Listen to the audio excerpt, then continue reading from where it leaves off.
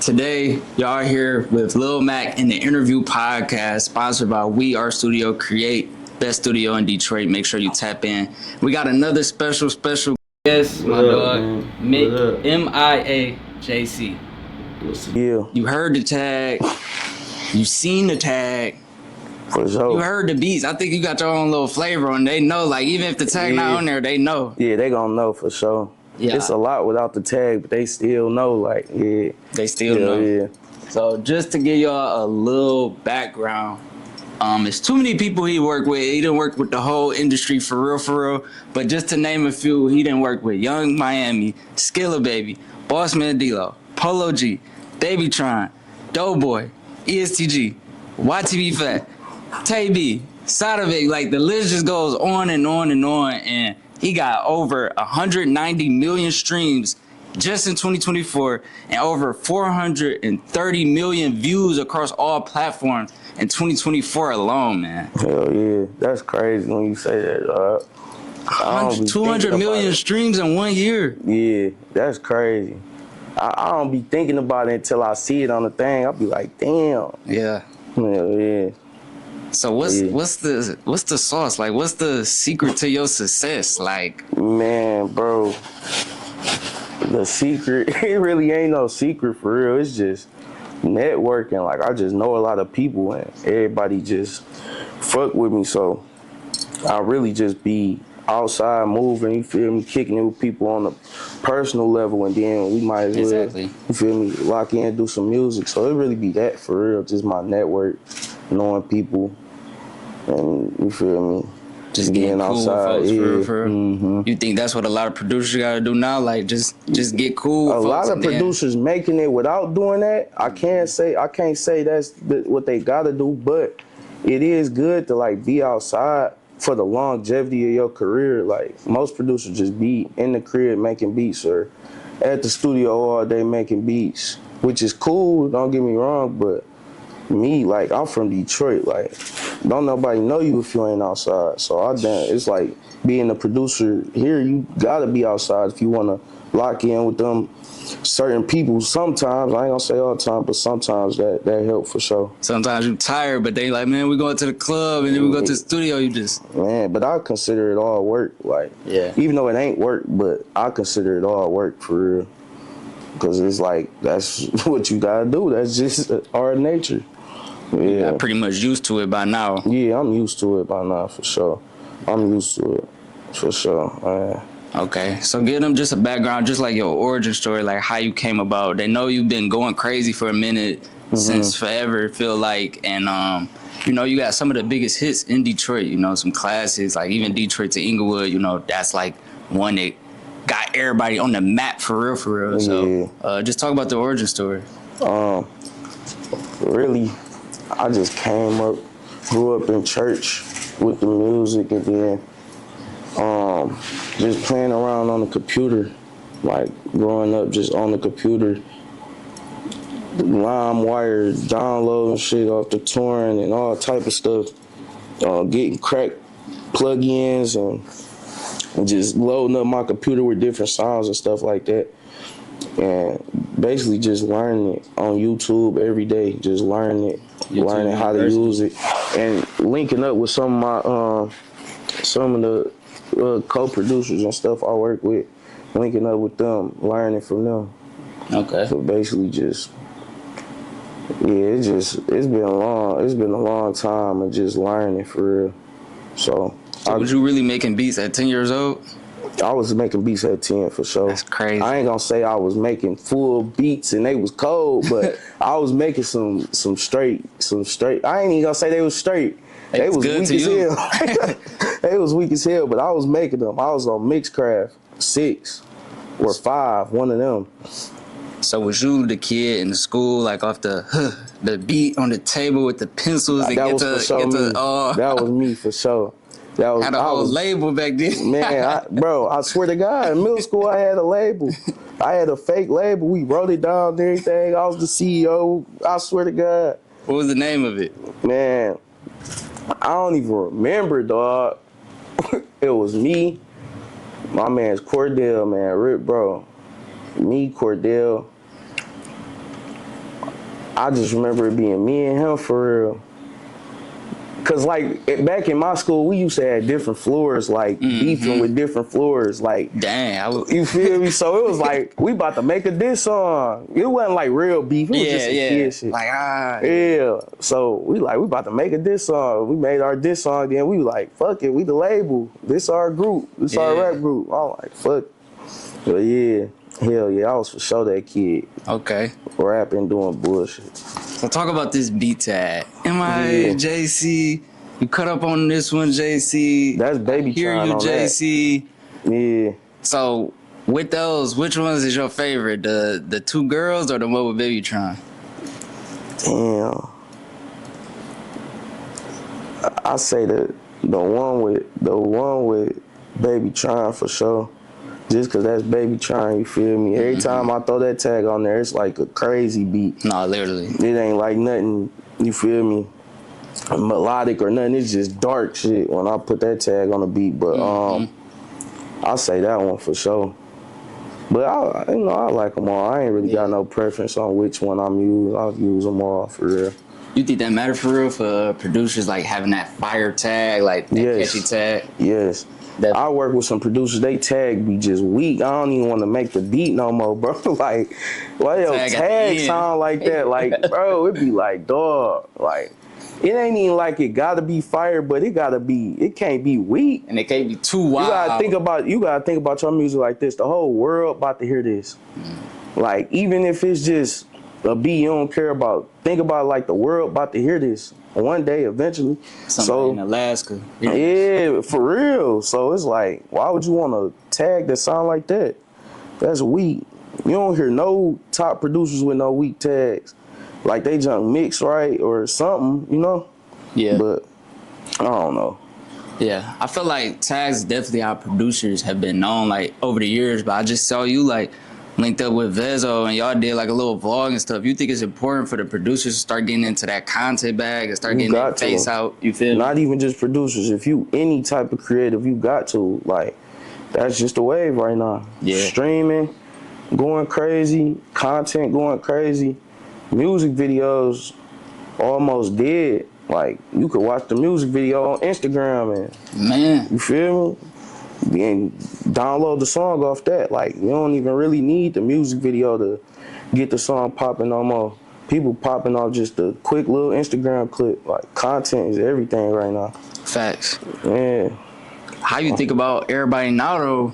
I feel like everything didn't change. Now we got like 1,017 rappers out. Like, yeah. No, we do. You think it's too many rappers? No, there's never enough rappers. Because for every rapper, it's 5 producers or 10 producers. So it ain't enough rappers. I don't think it's an oversaturated market because a song can drop this week and blow up this week and then have a 2-month run. Then it's another song and another song. Or it might be 2 songs that's blowing up. You might have 2 songs at one time that's blowing up, and they ain't only gonna last a couple months. So it's like, man, it's just like the market ain't. It seems like it's oversaturated, but it's not, cause music just going so fast right now. You think it's easier to rap now or harder to rap? It's easier to rap right now. You could go on the beat and say anything. I heard a white boy on there. What are you saying, bro? He was, hey, I'm gonna show you. He was just flowing, but it was cold. I don't know what he was talking about. Don't nobody know what he was saying, but it was flowing. I just saw it was a white boy. He made a song. He had all he said was "what" and "yeah" for the whole song, and it went viral. And it went TikTok. viral. Like, see, he just, and that's another thing. TikTok just changed the whole industry for real. Mm-hmm. TikTok changed the whole industry. So yeah, I think TikTok. Like, I know DJs for sure break records and they can make them fire and make it a real hit. Yeah. But now, like, TikTok low-key can break a record too. Like that Walk-In Coupe song, that Walk-In Coupe, Walk-In Too Fresh, I'm with my boo. Like 22. Yeah, 22. It done went up crazy on TikTok. Now it's going crazy in the club. In the streets. Feel me? Yeah. No, TikTok for sure just changed the whole game, bro. Like, they finna start a label. These kids, they already got one. Trust me, they already got one. They about to start. They had to get all that the law shit out the way first. They about to watch.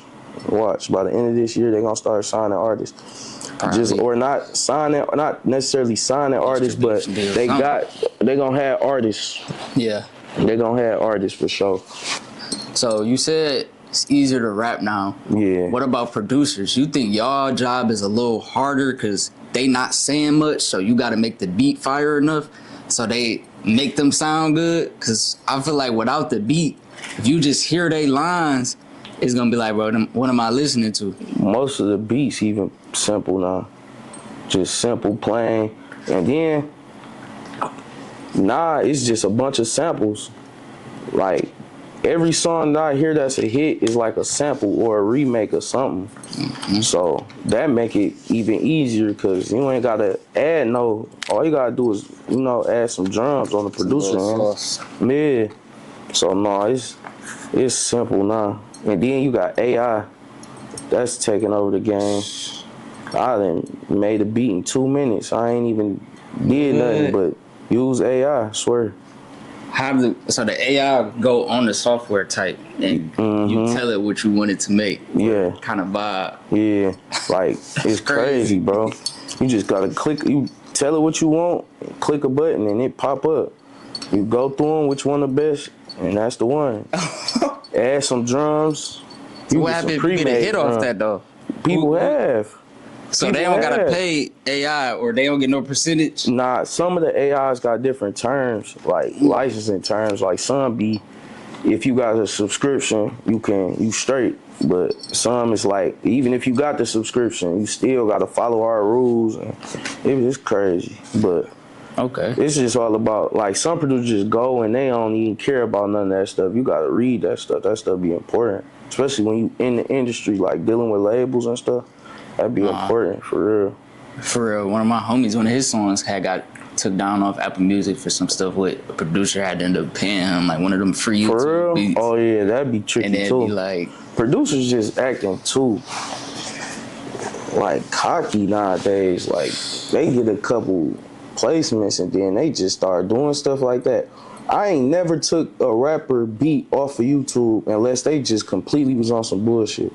Like, I ain't care, like when I was doing YouTube, I ain't care about no money like that. Like, the money was cool, but I ain't care about like, oh, you gotta pay me for this beat, or like, I'm straight. I just want the music to get heard. Exactly. Like, that's the first step. Get the music out there. Like, don't nobody even know you. You got a few placements. That don't mean nothing, bro. Even after Detroit to Inglewood, which is still one of my biggest records to this day, after that song dropped, people were still like, okay, who is you? Like, yeah. It ain't like I had a name. I still had to build my name. Like, I still had to build my resume. Because that was one of my first big records. Like, big placements. Or not even big placement, just a placement, period. Like, that was one of my first ones. So it's like, you still got to build your name up. I was thinking like, oh, they going to mess with me. Nah, bro. You still got to put your work in. Wait till you see you go all the way up. Then they going, when it's popular to support you, then they going to support you. Yeah, right.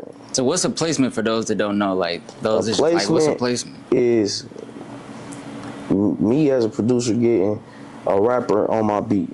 So getting the beat placed with the rapper. Okay. So it's simple. It ain't nothing crazy. Okay. Who's some of your favorite artists from Detroit right now? Babyface Ray. Damn. I'm gonna be real. That I listen to on the daily is Babyface Ray.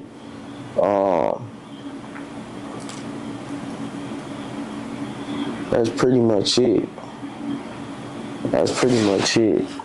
Probably Babyface Ray. That's it.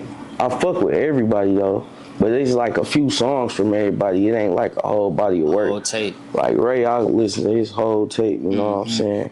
And then of course Skilla, but I be listening to that shit for years before it come out. So it's like, Facts. Talk about Lee Choppin, producer you work with. That's my brother. Dog.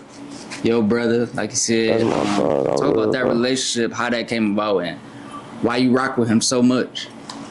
Lee, he was like, so So like I was saying, I had my time where I was, kind of had a name, but I ain't really had a buzz. But Lee just was just trying to work. He was coming in the game. He was just trying to work, and I just was fucking with him off rip.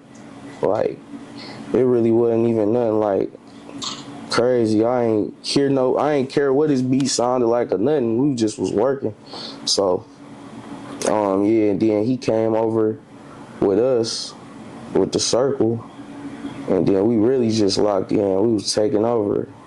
He had his run, and he on his next run right now.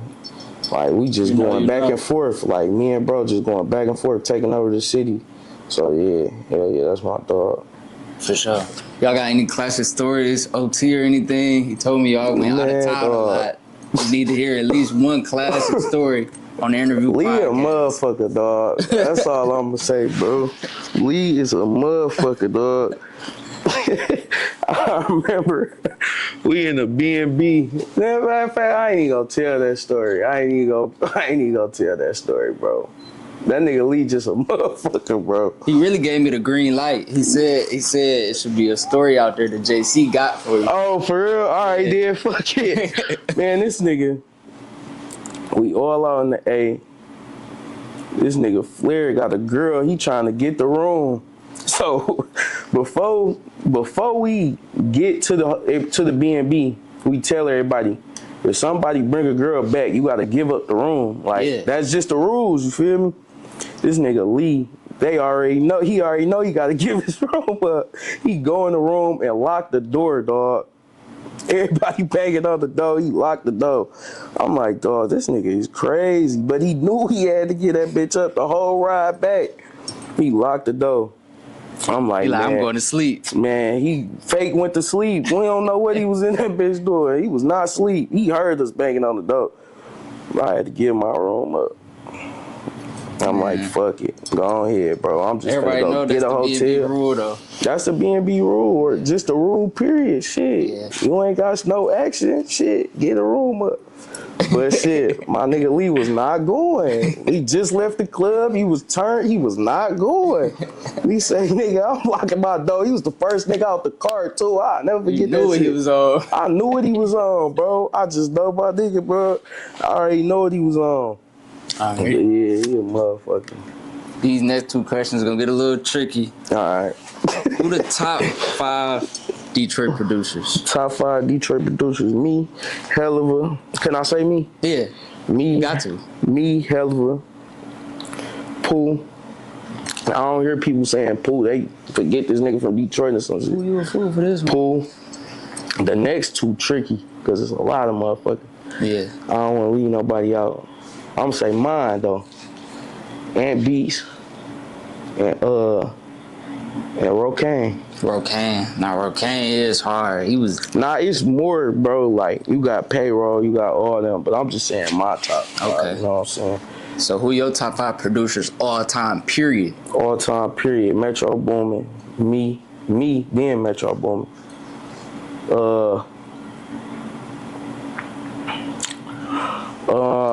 Scott Storch. Damn. Me, Metro, Scott Storch.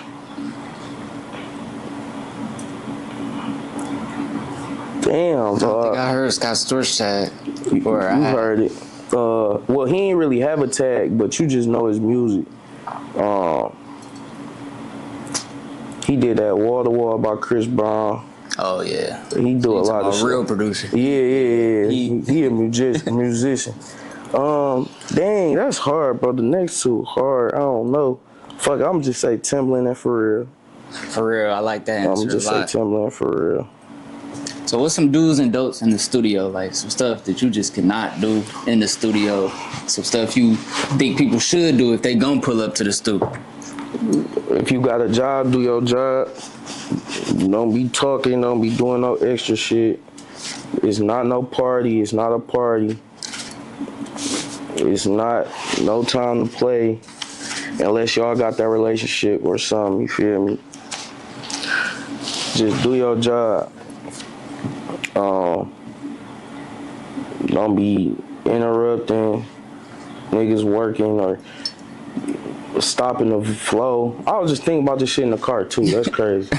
Cause it be motherfuckers coming in the studio just be fucking up the vibe, like doing too much Extra. Even though like, okay, we know you do that, but damn, like nigga, we trying to rap or work. I know you an engineer, but damn, pull up the next beat. Like, but cause I was just in the studio and nigga just was in that bitch trying to mix and mash that bitch. Like nigga, you trying to cut on our time. Like, all right, see what you on, bro. We ain't about to come here and do 2 songs and leave. We trying to knock 4, 5 songs out real quick. So yeah, that's pretty much it though. So when you started getting money with producing, was it always a goal of yours to get that Detroit staple, buffs, chain, kit, watch, everything? That was before beats. Like, that's just every nigga in Detroit want that. But once I did start seeing money in music, I ain't really give a fuck about that shit. That shit was really just like played out for real. To me, I ain't really care. Like, I was up crazy shit with nothing. Like, I ain't give a fuck about that shit. I could have went and bought all that shit, but I was like, fuck. But over time, you know, we end up getting that shit, you know. But yeah. Gotta play the image role a little bit. Yeah. Sometimes you do. But I get that shit just cause I want it. Like, I like it. I ain't really big on, damn, I gotta get that shit cause everybody got it. Like, nah. Yeah. Fuck that shit. What's your advice to people when they start getting money in this, friends or families start, looking, asking for money or asking for handouts or extra kind of favors that they ain't asked for before? What's your advice to them? Say it again. When somebody, family or friends, either ask for money or extra little favors that they didn't before, but now you got something going and almost like a pocket watching thing. That should be irritating too. But if it's family, like, I'ma look out. If I feel like you trying to play me on some shit, nah. I done had that happen before too. But I just be like, if it's family, I don't give a fuck. Especially if a nigga got it, it's like, you can't be selfish. I don't want that type of karma.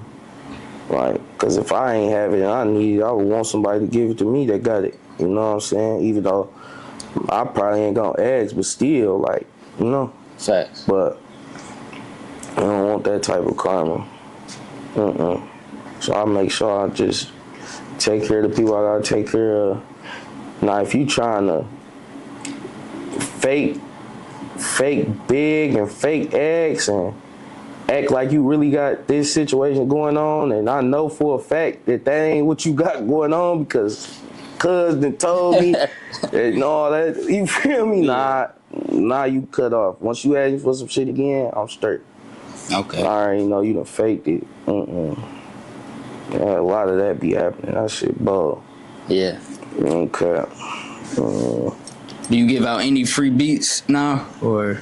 Hell yeah, I give out a lot of free beats. I don't be caring.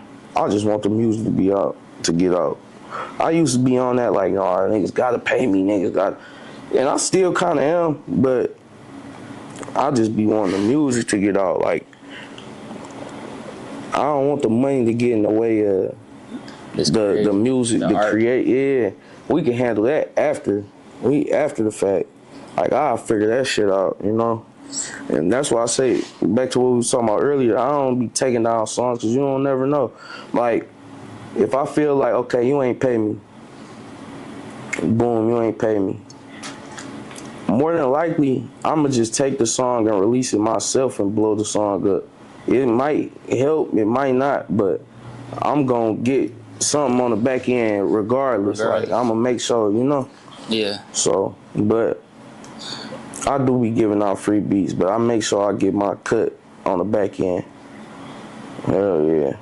But what's a good little percentage that producers can get, or they should ask for? They need to get half of everything. You create the song, like, it wouldn't even be no song without the producer, so half. Nah, I done heard some stories of people giving less than half, and I'm like, if that's what you cool with, then okay, I'm gonna get half. You know what I'm saying? Because that's just what it is. And if it's an engineer, I might throw them 10, little 5%, but half for sure. Was there ever a time where you didn't lay the beat down or sent the beat out, or in the studio with somebody and they just not good on the beat, like they just messing up the beat? Hell yeah. I'll be like, I don't say shit, because like, it just ain't gonna come out. Like, it just ain't gonna come out. Especially if I feel like, well, I ain't gonna say I don't say shit. I do say something if I feel like you ain't one of them people that can't take criticism. Like, if you a person that can take criticism, I'ma say something. But if you feel like you just too cocky and all that shit, I'll be like, all right, whatever, bro. But then sometimes it be like, what I don't like, the world might like. So sometimes, that's why sometimes I don't say nothing. But yeah, they do that a lot. Cause there's some music that I just don't rock with, but my little bro might rock with. I'll be like, that shit hard. Like, they tripping. All right, that might be a lane or a wave or a new wave or something. Okay. Yeah. This next segment, this basically a part on each episode where we ask our guests, would they say yes or no to this person at a sleepover? And this is not like they sleeping over on that. This is like, it's a big ass house, finna have a dog ass sleepover. Would I let these people slide? Yes or no? All Answer right. quick. Dr. Dre. Why would he be at the sleepover? See, this not what I'm saying. It's not that. It's like it's not that. It's like I'm in that like, bitch with a bunch of hoes. A whole B&B. It might be some creative shit going on. It might be some producers. Like, you feel me? Would you need him at the sleepover? If he gonna talk to the hoes, fuck it. Okay. Cash doll. She for sure staying at the sleepover. Okay. She can stay. City girls. They stand. Hell yeah. Hell yeah. Cash doll and them, yes. Yes. Yes, dog. Kanye West.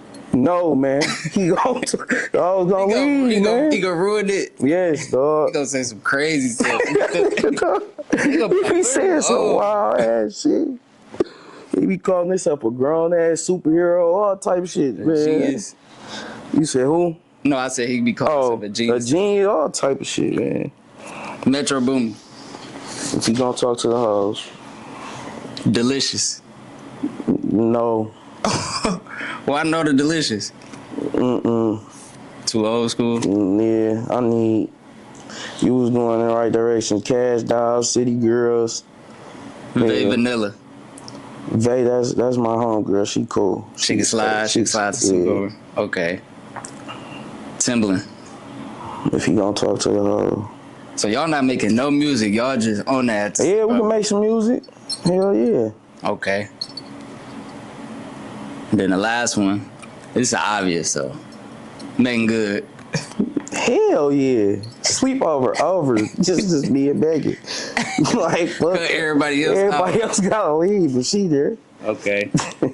I'm talking shit though. That shit'd be funny as hell. Man. Kanye, dog. That nigga gotta go. All right, what's one thing you learned from a successful artist as we wrapping up? Like, one thing an artist done taught you, like, dang, like, whether it's about a hit, whether about making the money, whether about which artist to work with, anything. From an artist or just anybody in the industry? You can answer, if it's somebody else in the industry, you can answer that way. I be learning a lot from just watching shit for real. It really don't be nothing that like somebody told me. Like my bro Nick, he be telling me a lot of shit. Him, Che, TK, Picasso, they all be telling me a lot of shit, teaching me the game.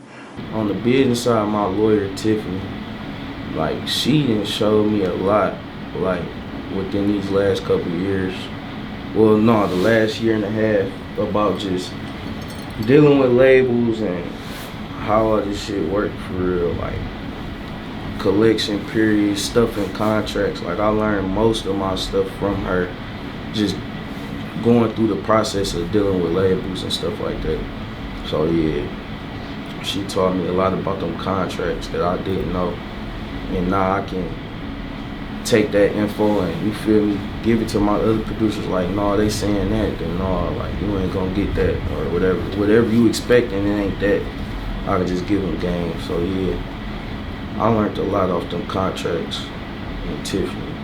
So what's next from Miajayc? What can they expect in 2025? It's a big year. You just went up crazy 2024. I know that shit crazy. I'm trying to see what 2025 about to be like, cause I swear that wasn't planned. Like 2024 wasn't planned as far as like all the songs and views and music, just good music being out. Like it wasn't planned. So now I'm just about to see what happened. But I'm about to put out my singles. I got a song called Seen It. I got that coming out with Perel and Easy. Okay. Easy. Yeah. So yeah, we just shot the video for that. My nigga Ro, my nigga Cash, Lil Cash. We got a lot of shit coming out. I'm just about to just put out singles and just push this shit for real.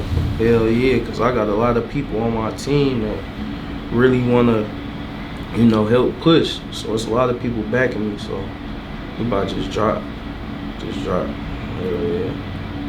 Well, y'all better stay on the lookout for that. Once again, that's Miajayc on the Interview Podcast with Lil Mac. Appreciate you coming through, getting this in. Bro. I appreciate you, dog. Getting locked in. Hell yeah. Definitely gonna pull up to the studio whenever you got a session. I'll come through. Shit, get some little tonight. vlog. Tonight? Yeah, we're gonna be at the same spot. So. Tonight. Get a little vlog in.